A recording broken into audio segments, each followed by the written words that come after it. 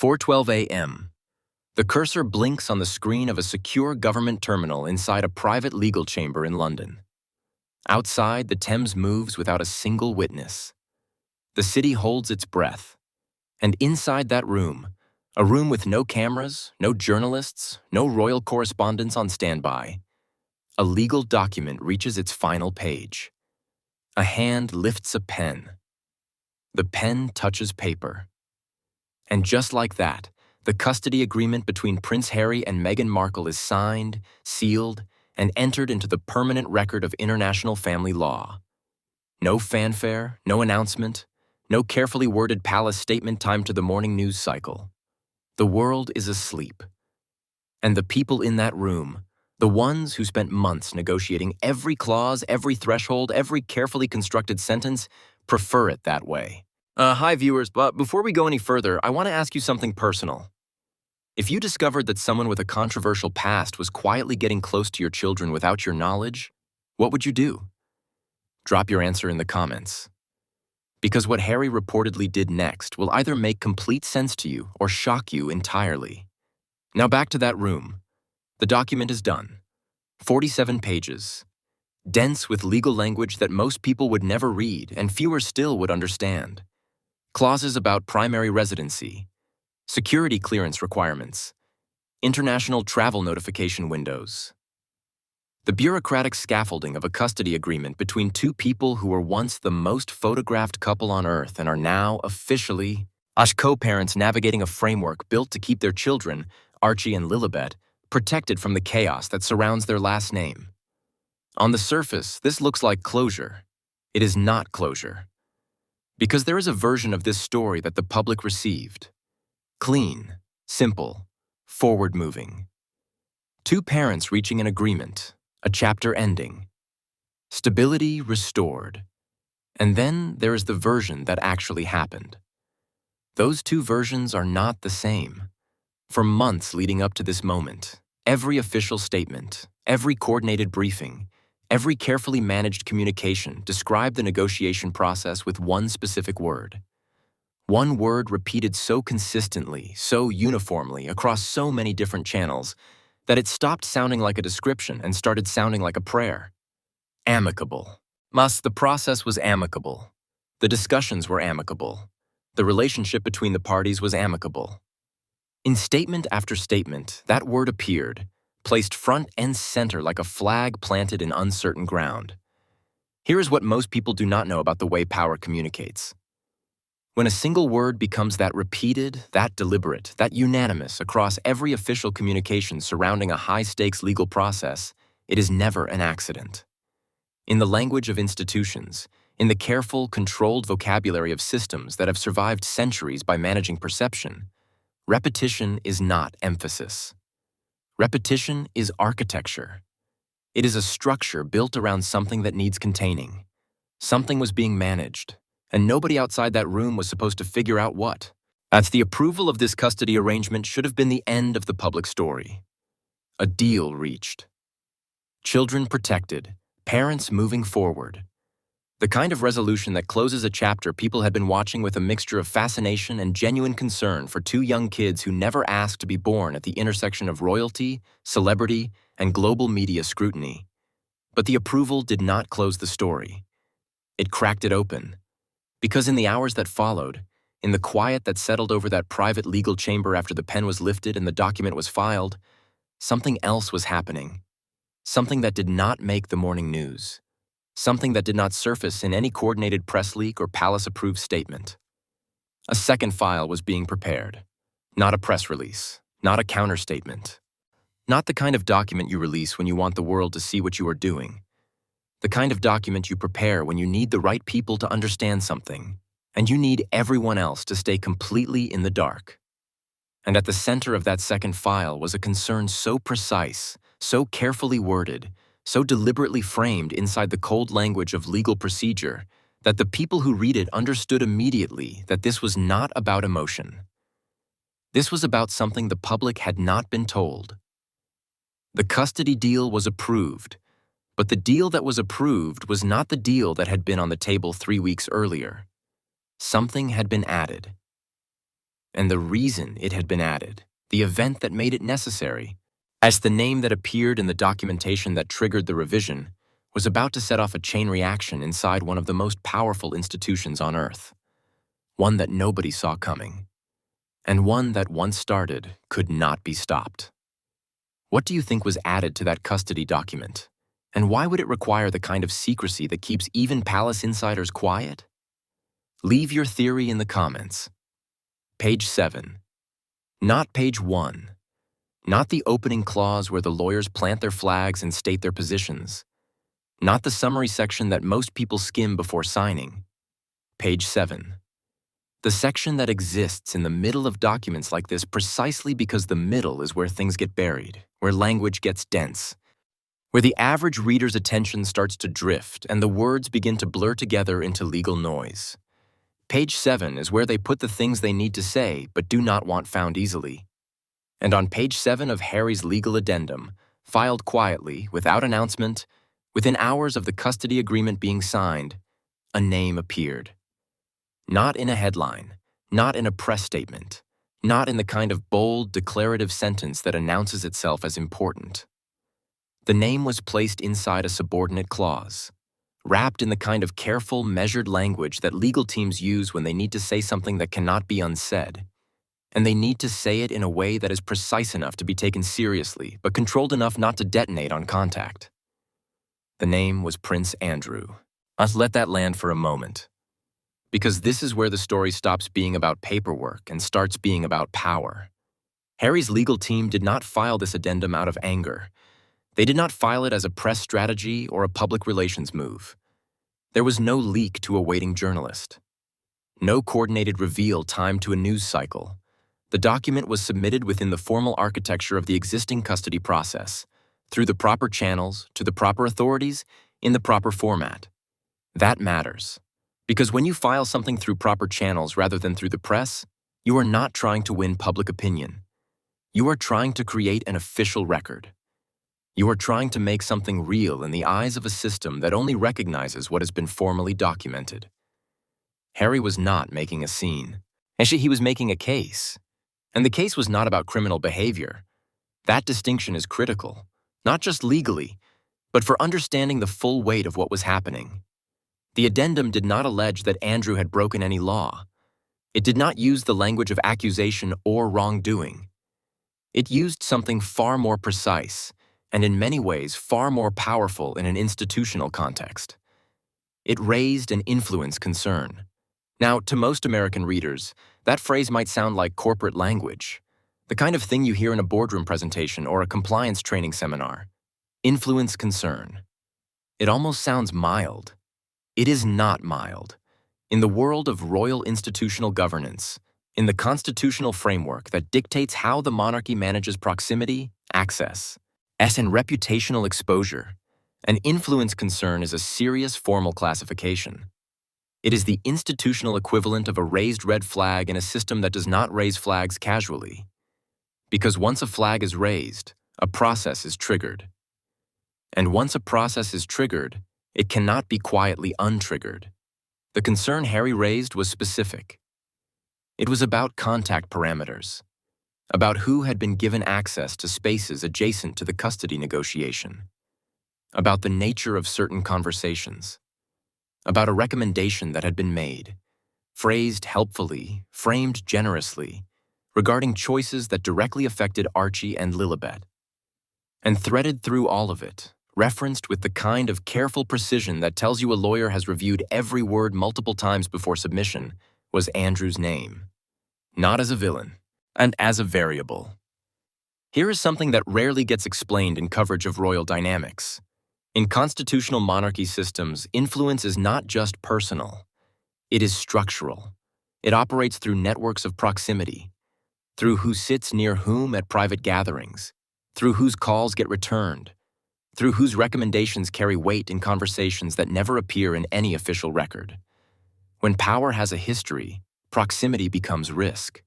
That is not a moral statement, it is a mechanical one. It describes how institutions calculate exposure, not based on what someone has done in the moment, but based on what their presence represents and what their access could enable. Andrew's history is not a secret. The controversies that attach themselves to his name, the years of scrutiny, the public fallout, as the questions that never fully resolved, all of it exists in the permanent record.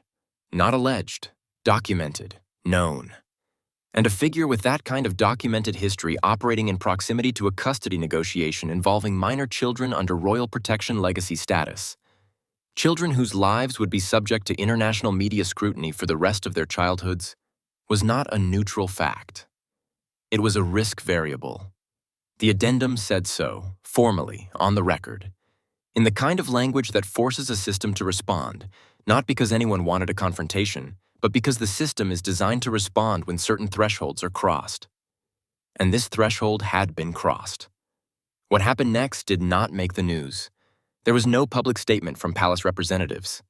No spokesperson confirming or denying that the addendum had been received. No royal correspondent breaking the story on the evening broadcast. Instead, in a building whose address does not appear in any public document, in an office occupied by people whose names carry significant institutional authority without any public profile to match, the addendum was read. And the moment it was read, two things happened simultaneously. First, a reference number was assigned. The concern was officially logged. Given the kind of administrative identity that transforms a worry into a record, a feeling into a fact, a concern into something the institution can no longer claim it did not know about. Second, a phone was picked up. Not to make a public call, not to brief a journalist or coordinate a response with the communications team. To connect two people who needed to speak directly, without witnesses, without a paper trail, without the kind of recorded conversation that creates accountability in both directions. Whatever was said in that phone call has never been disclosed. But what followed it, the decisions that were made, the processes that were initiated, the people who were quietly brought into a circle that had previously been very small, tells its own story. Because the institution that had been treating this custody arrangement as a private family matter stopped treating it that way. And when a monarchy stops treating something as a private family matter, it means one thing. The stakes just changed. The question is no longer whether the concern was valid. What the question is what the institution is going to do about it, and how far it is willing to go to make sure that what happened on page 7 never reaches page 1. If you are watching this and thinking, wait, how does a name in a legal document trigger this kind of institutional response? Stay with us. Because Chapter 3 is where the individual pieces stop looking like coincidences and start looking like something else entirely. And once you see the pattern, you cannot unsee it. 3 visits. 2 conversations. 1 recommendation. That is what the file contained when the internal review team laid it out on the table. Not a dramatic revelation, not a single explosive moment that announced itself as the turning point. Just 3 visits, 2 conversations, and 1 recommendation. Each one documented, time-stamped, and placed in sequence next to the others.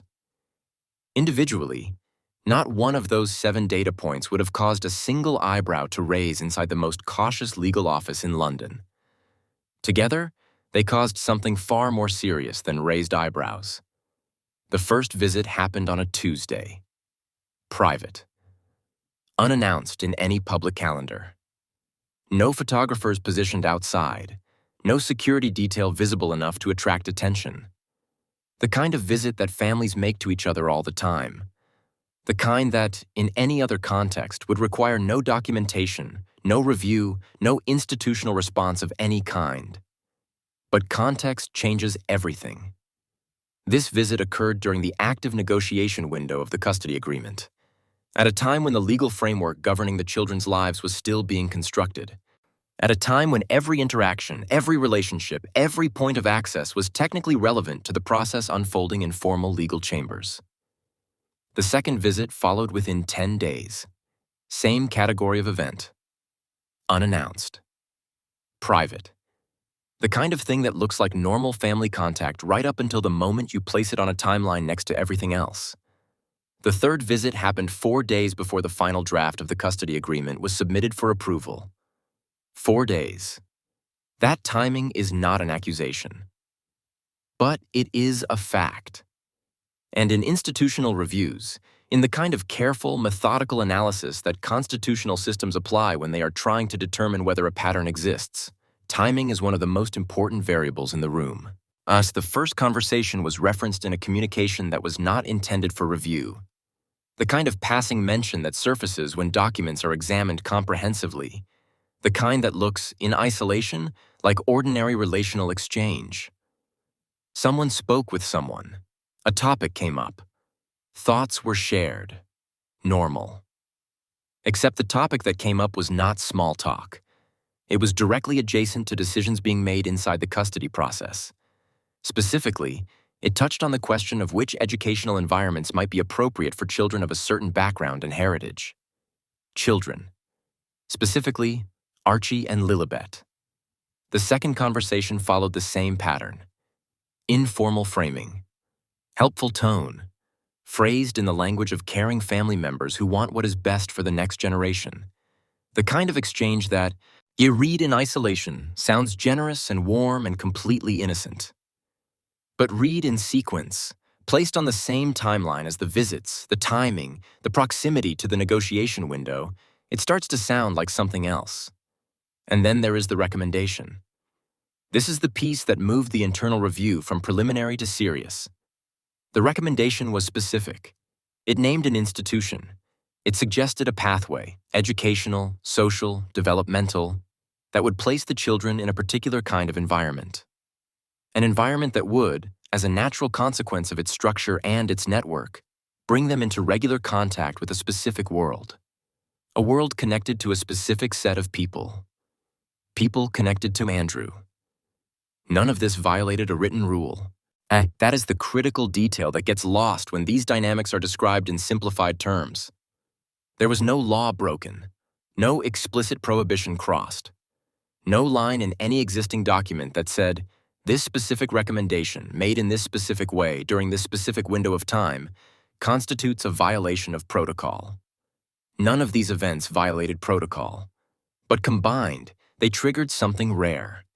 In constitutional governance systems, there is a principle that does not always have a single agreed-upon name but operates consistently across institutional frameworks. The closest plain language description is this. When individually acceptable actions accumulate around a sensitive process in a way that creates a cumulative directional force, thus the institution has the authority, and in many cases the obligation, to treat the pattern as a concern even when no single element of the pattern is a violation on its own. Think of it the way American corporate governance handles board-level conflicts of interest. If a board member with disclosed financial ties to a competing company begins attending informal lunches with executives who are making acquisition decisions, no single lunch is a violation. The board member is not breaking any rule by eating a meal.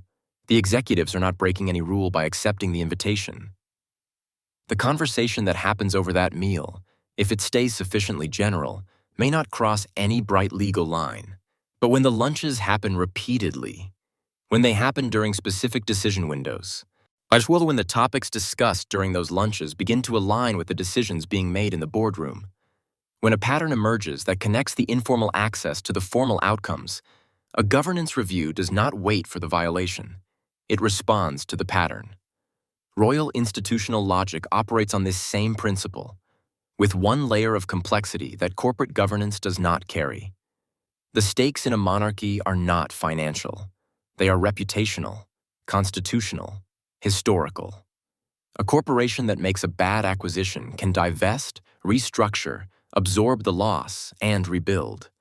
A constitutional monarchy cannot restructure its way out of a legitimacy crisis. Its survival depends entirely on the public's continued belief that the institution is managing itself with integrity. Which means that the threshold for pattern recognition inside palace legal frameworks is significantly lower than it would be in most other institutional contexts. You do not wait for the crisis. You identify the conditions that create it. And the conditions that the internal review identified, 3 visits, 2 conversations, 1 recommendation, all clustered within the active window of a custody negotiation involving children whose every life decision would be subject to international media scrutiny, met the threshold. The flag went up. And the moment the flag went up, a question entered the room that changed the entire character of the review. The question was not about Andrew's intentions. It was not about whether the visits were motivated by genuine family feeling or strategic calculation. It was not about whether the conversations were innocent or deliberate. Intent, in institutional pattern analysis, is almost irrelevant. Intent cannot be measured. Intent cannot be documented. Intent does not show up in a timeline. What shows up in a timeline is position. And what the timeline showed, what the assembled sequence of visits, conversations, and that single specific recommendation revealed when placed side by side, was that a figure who had been officially sidelined, whose public standing had been severely damaged, whose access to formal channels of royal influence had been systematically closed, had been quietly accumulating proximity, not loudly, not defiantly, quietly, patiently, through the kind of gradual, undeniable presence that does not announce itself as positioning because it is careful never to look like positioning. What Harry feared was not scandal. What Harry feared was positioning. Because positioning is the long game. Scandal announces itself and burns fast. It generates heat, attention, damage, and then it begins to cool.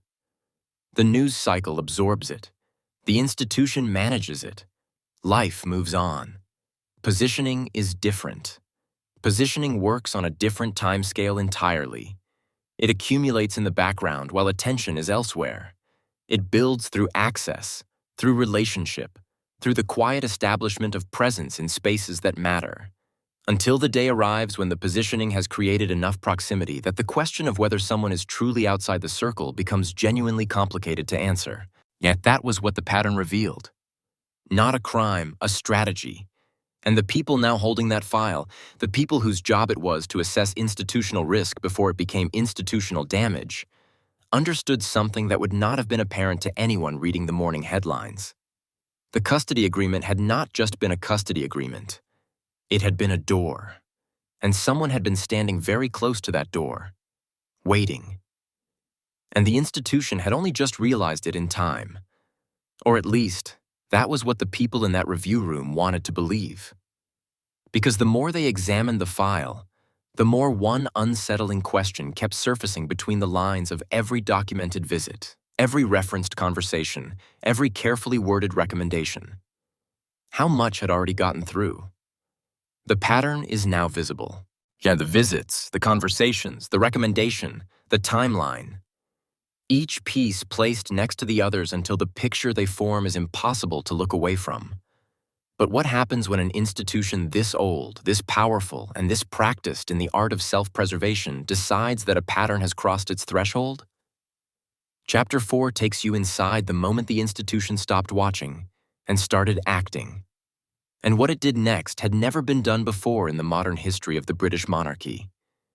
If you are not subscribed to this channel yet, now is the time.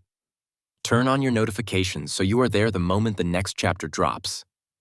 Every story on this channel is built to make you think, to give you the analysis that the headlines skip over, and to create a space where your perspective matters. Share this video. Let's leave your thoughts below.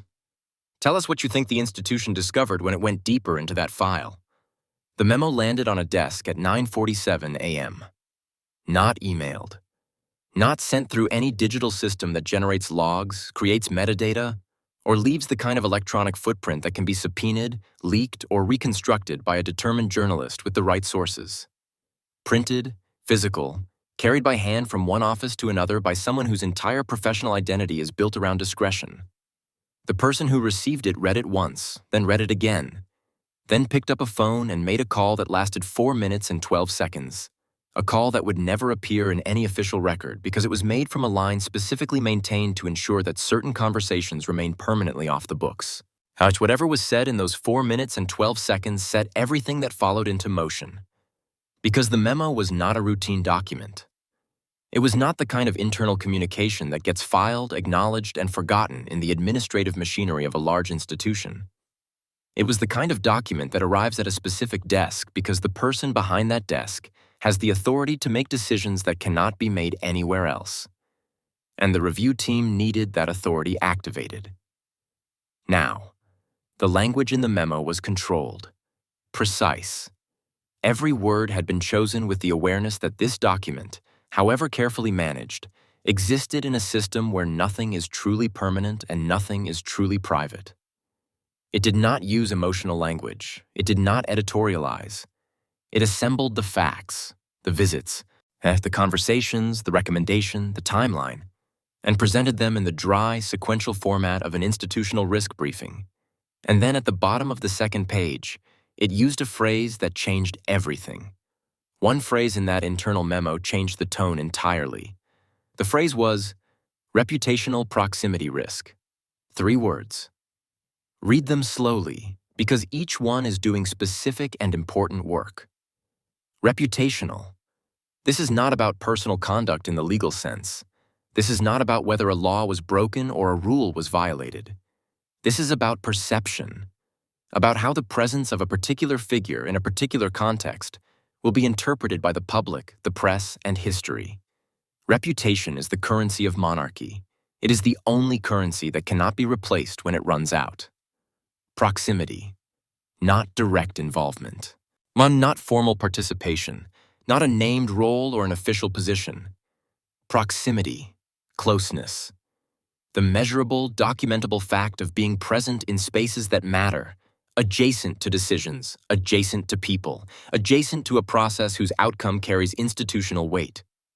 Risk, not a certainty, not a conclusion, a probability, a forward-looking assessment that says, given what we know about this figure, given the pattern we have documented, given the sensitivity of the process to which proximity has been established, the likelihood of damage, if this continues unaddressed, exceeds the institution's acceptable threshold, reputational proximity risk.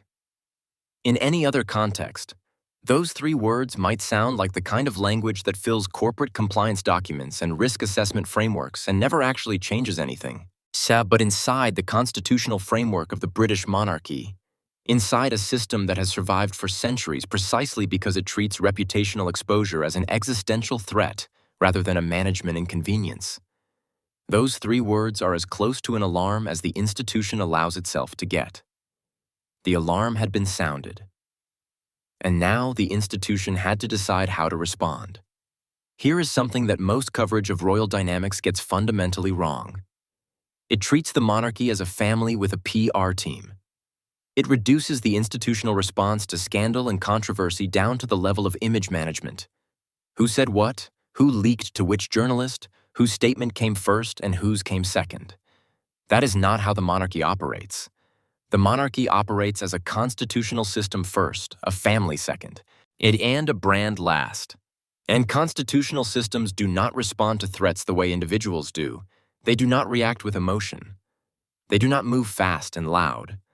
They move slowly, methodically, and with the kind of institutional deliberateness that looks, from the outside, like inaction, right up until the moment the decision is fully formed, at which point it is implemented with a completeness that leaves no room for reversal.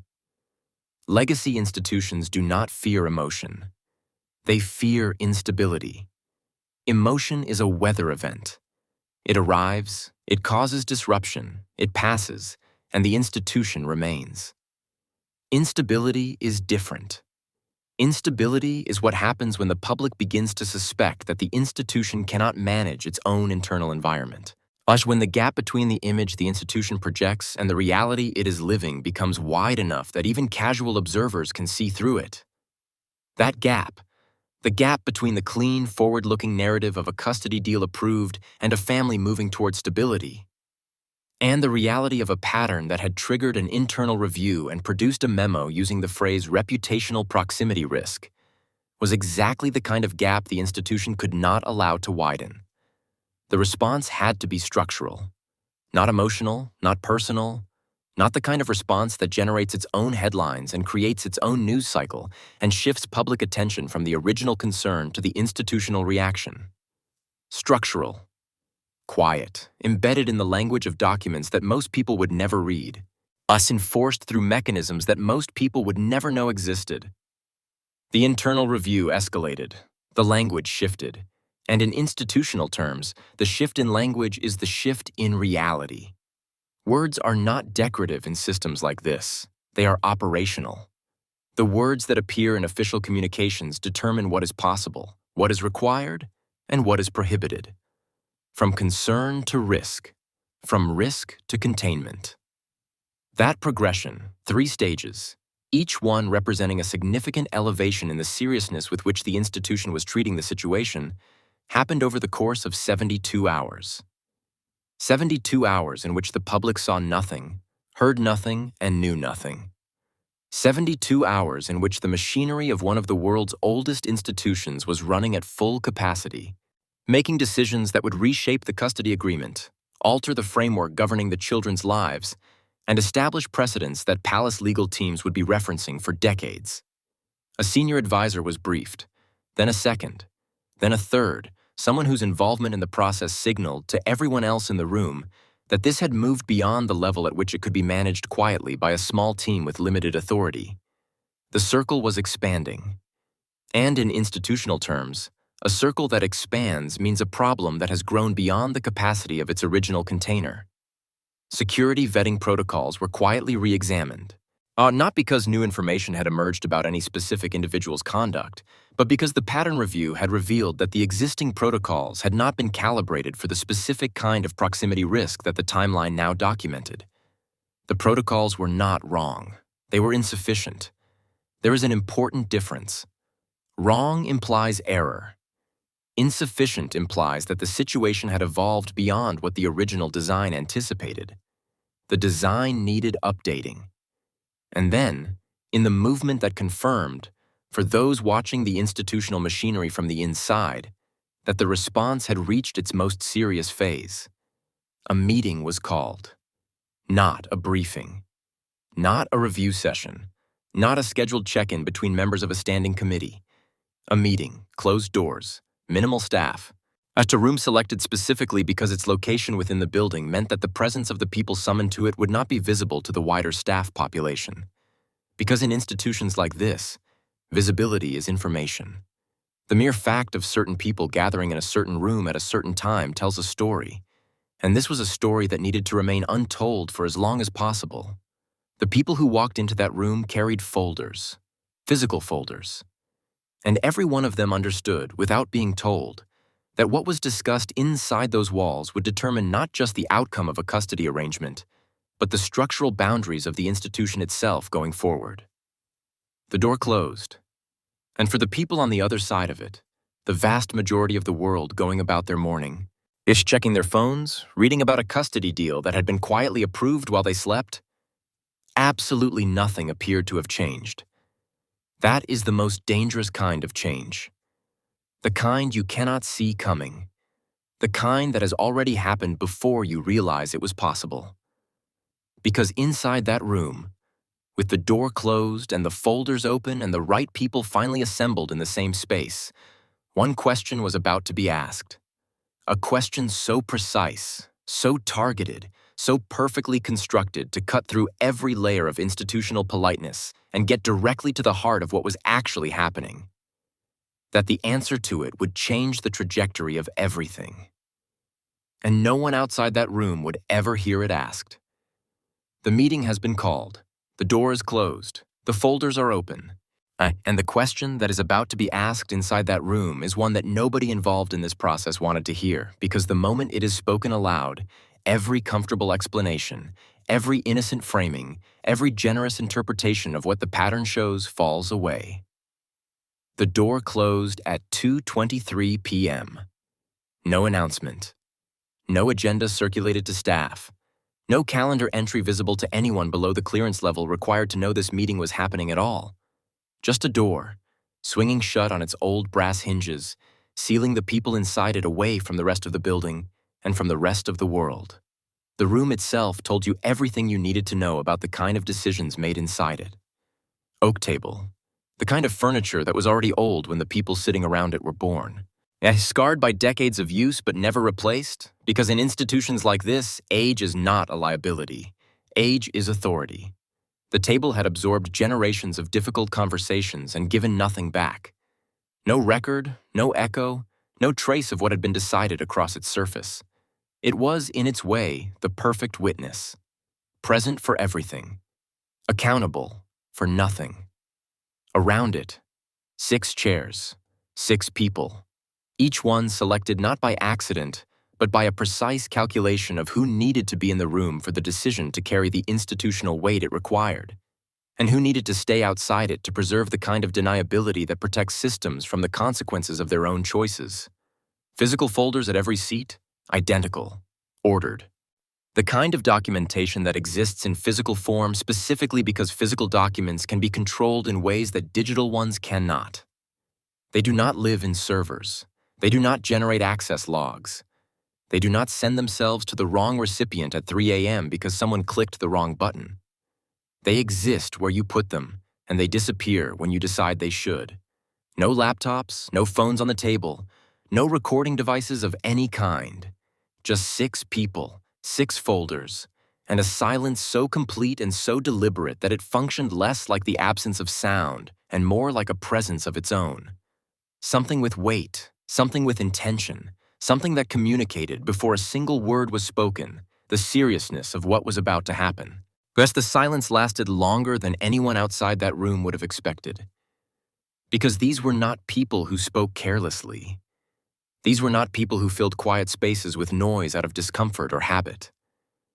Every one of them had spent careers learning that in high-stakes institutional moments, the words you choose are less important than the words you refuse to say. Silence in a room like this is not hesitation. It is precision. When the first voice finally broke the quiet, it did not begin with pleasantries. It did not begin with a summary of the situation. Everyone in that room had read the file. It did not begin with procedural formalities or institutional preamble. It began with the folders being opened. Pages turned. The same pages in the same order, reviewed in the same deliberate sequence by 6 people who were, as in that moment, functioning less as individuals and more as components of a single institutional mechanism, a mechanism designed to assess, decide, and act without the friction of personal feeling getting in the way of necessary conclusions. The visits were reviewed. The conversations were reviewed. The recommendation was reviewed. The timeline was assembled on the table in a visual format that made the pattern visible not just as a written sequence, but as a physical object. Something that could be pointed to, referenced, and returned to as the conversation developed. And then a senior advisor, a woman whose name carries significant institutional authority without any public profile attached to it, the kind of professional whose entire value to the system lies in the fact that most people have never heard of her, closed her folder. She placed both hands flat on the table, and she asked the question. One senior advisor asked a question that no one in that room wanted to answer. The question was not about Harry's emotional state. It was not about Meghan's intentions.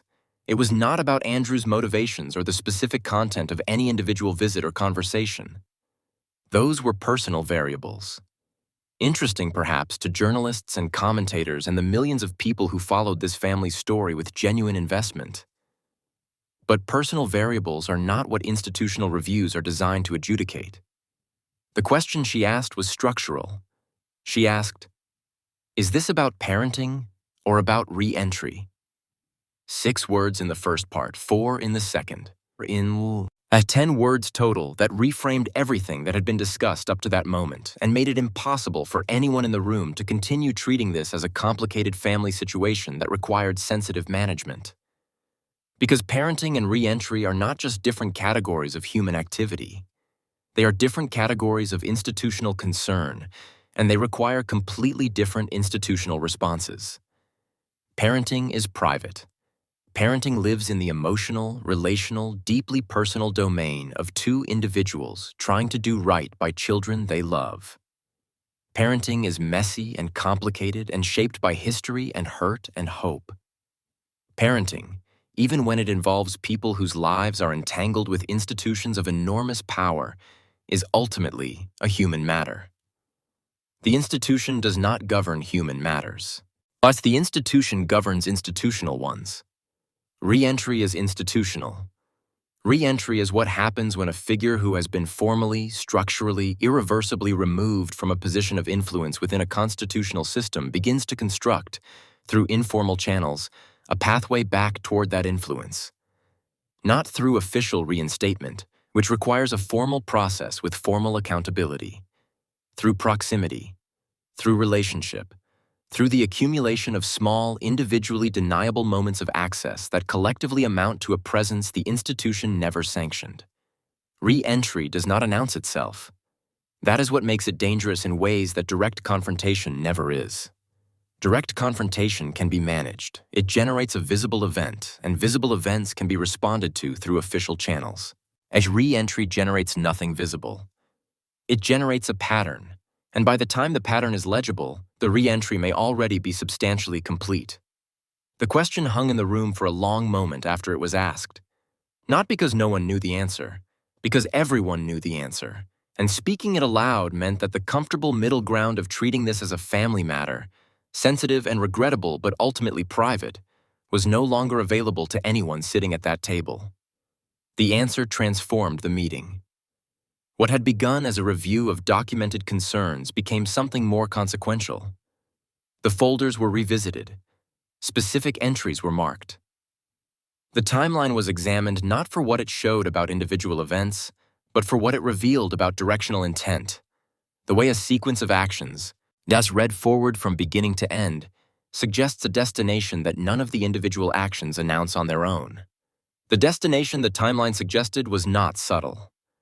A sidelined figure, whose access to formal channels of royal influence had been systematically closed over a period of years, had identified an opening. A moment of institutional transition, a custody negotiation, a period when relationships were being legally restructured, when the definition of who was family and what access that implied was actively being renegotiated, and had moved toward that opening. Quietly, patiently, with the kind of practiced, unhurried movement that only makes sense if you understand that positioning is a long game and that the people most skilled at it never look like they are playing. But the advisor who had asked the question did not need to wait for a formal response. The room's reaction, the way the other 5 people received the question, the quality of the silence that followed it, the way the folders were handled afterward, told her what she needed to know. This was re-entry. And that classification changed every decision that followed. Because if the custody arrangement had become a vehicle for re-entry, if the informal proximity established during negotiations was the first phase of a longer positioning strategy, then the institution's role in that arrangement was no longer neutral. The very act of allowing the custody framework to proceed without structural safeguards capable of preventing the re-entry from advancing was itself a form of institutional participation. Passive, unintentional, but participation nonetheless. The institution could not afford participation, not in this, not with this particular figure, not with the specific weight of history and scrutiny and unresolved public questions that attached to that name. The decision that followed was not made loudly. There was no dramatic moment of consensus, no vote, no show of hands, no single declaration that served as the turning point. It emerged from the conversation the way institutional decisions always do in rooms like this. Gradually, inevitably, like a conclusion that had been present in the logic of the situation from the very beginning, waiting only for the right people to gather in the right room and allow themselves to see it clearly. The custody agreement would be modified, not overturned, not publicly challenged, or not revisited in a way that generated headlines or created the kind of public spectacle that would invite the very attention the institution was trying to prevent. Modified. Structurally, quietly, through the addition of mechanisms that had never existed in a royal custody framework before. Mechanisms that would create a firewall between the informal proximity that the pattern had documented and the formal access that the custody agreement governed. The folders were closed. The meeting ended without ceremony. No summary statement. No recorded conclusion. The 6 people who had been in that room left it separately, at intervals, through different exits. Because even the act of leaving a meeting together, in a building where staff observe and remember, constitutes information. And this information needed to stay in that room. Just the door opened on its old brass hinges. The corridor was quiet. And the decision, the one that would never be publicly acknowledged, that would never appear in any official statement, that would show up only in the language of a document most people would never read, had been made. Permanently. Without a single word of it ever reaching the people it was designed to contain. or so the institution believed. The decision has been made. The meeting is over. The folders are closed. And what was decided in that room is about to be written into the custody agreement in a form that cannot be undone. Structural changes so significant that palace legal teams will be referencing this document for decades. The revised document arrived at 6:14 a.m., 49 pages now. 2 more than the version signed at 4:12 a.m. 2 days earlier. 2 pages that, to any casual reader scanning the document for the major headlines, residency, travel, access schedules, would appear to be administrative additions. Technical language, the kind of dense procedural text that lawyers insert into agreements to cover edge cases and contingencies that most people never encounter, and therefore never think to read carefully. Those 2 pages were not administrative additions, they were a firewall. And the people who wrote them knew exactly what they were building, and exactly what they were building it to stop. The first new clause dealt with oversight. In the original version of the agreement, the monitoring mechanisms had been written in the kind of permissive language that gives frameworks flexibility. Language that says things like may be reviewed and could be subject to assessment. Reasonable language is standard language, the kind of language that works perfectly well when everyone involved in a process is operating in good faith within clearly understood boundaries. The revised version replaced every instance of permissive language with mandatory language. May became shall, could became must, might be reviewed became will be reviewed, on a defined schedule by a defined authority, with defined consequences for non-compliance. That shift, from permissive to mandatory, from flexible to fixed, is not a small technical adjustment. In legal architecture, the difference between may and shall is the difference between a suggestion and an obligation. Between a framework that relies on goodwill and a framework that enforces compliance regardless of goodwill. The institution had decided it could no longer rely on goodwill. But the second new clause dealt with access parameters. Specifically, with the question of who could be present during certain categories of contact, educational consultations, social engagements, any gathering that involved the children in a context where third parties might participate. The original language had been broad, general, written with the assumption that reasonable people would apply reasonable judgment about who belonged in those spaces and who did not. The revised language was specific. It established categories. It defined thresholds. It created a classification system for third-party involvement that required formal acknowledgement before access was granted, not as a matter of courtesy, but as a contractual obligation whose violation would trigger automatic institutional review, not a conversation. Not a gentle reminder from a legal team,